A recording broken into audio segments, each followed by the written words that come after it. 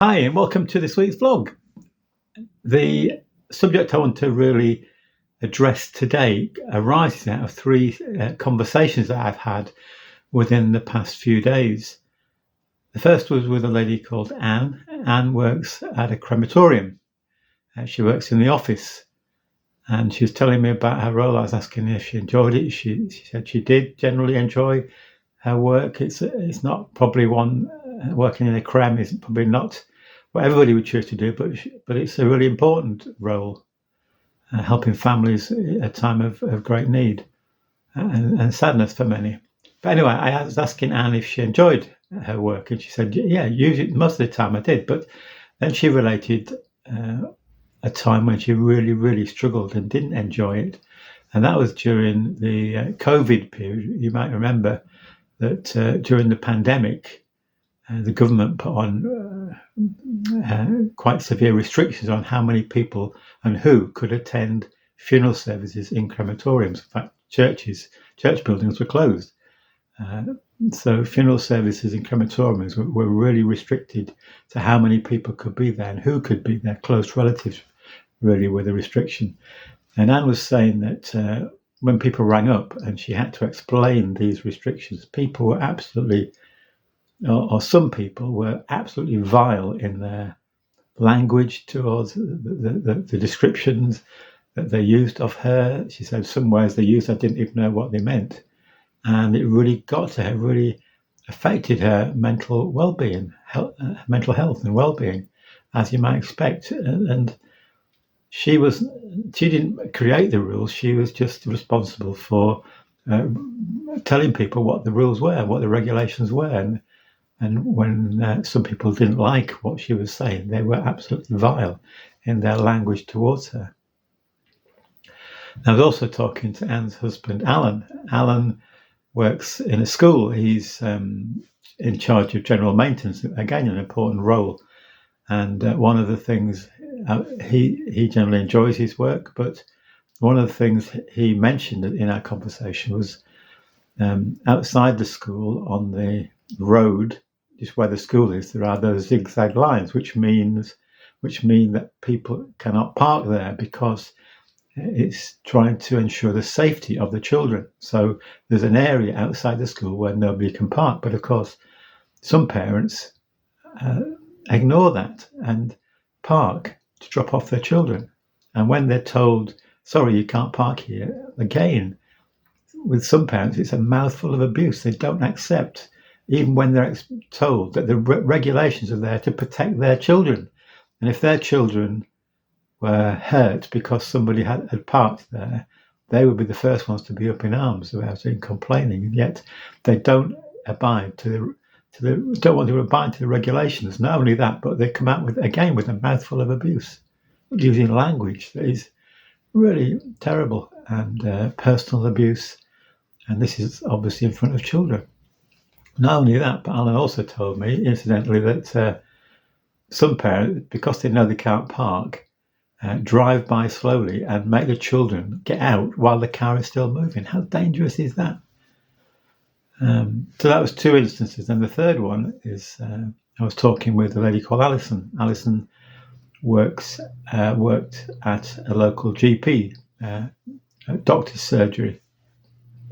And I was asking Alison what hours she worked, and she told me that she left that employment and got another employment, a totally different one. So when I asked her why she left, again, it was because she acted as receptionist and handled the phone calls and the appointments and stuff like that, and people coming in wanting appointments, etc.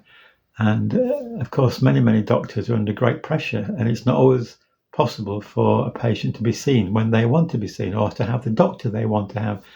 And again, Alison was telling me often when a patient cannot have what they want, they are very abusive, and she found that really affecting her as well. And she was told, don't take it personally, but when people are personally abusive to you, how can that not affect you? And so Alison came really to the end of her tether and handed in her resignation because of the way that some patients treated her and spoke to her in such a vile and offensive way. And that really, really sad because she did a great job.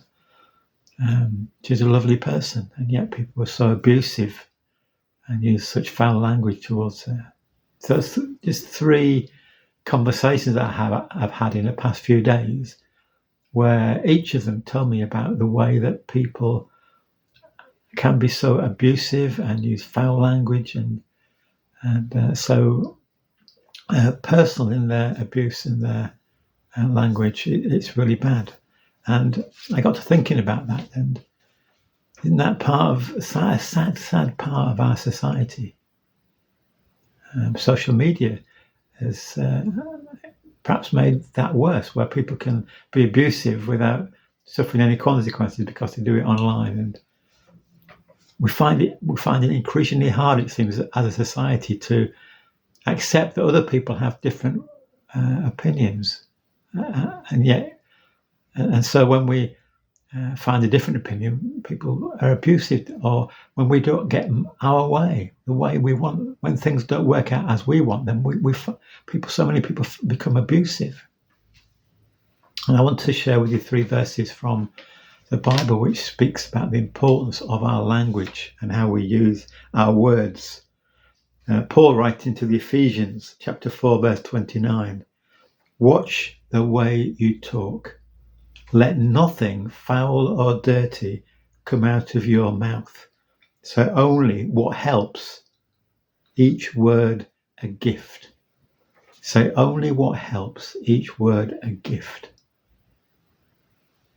We need to really watch what comes out of our mouth. Jesus says, didn't he, when he's talking about the ceremonial laws about washing your hands before you eat, and the ceremonial rules and regulations that were in that time. And Jesus said, look, it's not what goes into your mouth that defiles, it's what comes out, because what comes out comes from your heart. 1 Thessalonians chapter 5, another verse from St. Paul, verse 11, "Speak encouraging words to one another." Are the words we use encouraging? Are they building up another person? And finally, Colossians chapter 4, verse 6, "Be gracious in your speech." And I'm not standing in judgment over the people that I've talked about, those who are abusive, because I know that sometimes the words that come out of my lips are not what should be. Sometimes I speak harshly to my wife Sue, and my words are not kind, not gracious. And so I stand in need of repentance and forgiveness too. But my prayer is that my words will increasingly be ones that come from a heart of love and compassion and care. My words will be gracious and helpful and upbuilding. So that's my thoughts for the day. We need to watch our words, be careful in what we say and how we say it, how we respond to, how we treat other people. And even if they're abusive, unkind to us, we need to respond with love and grace. So thanks for listening today. God bless you.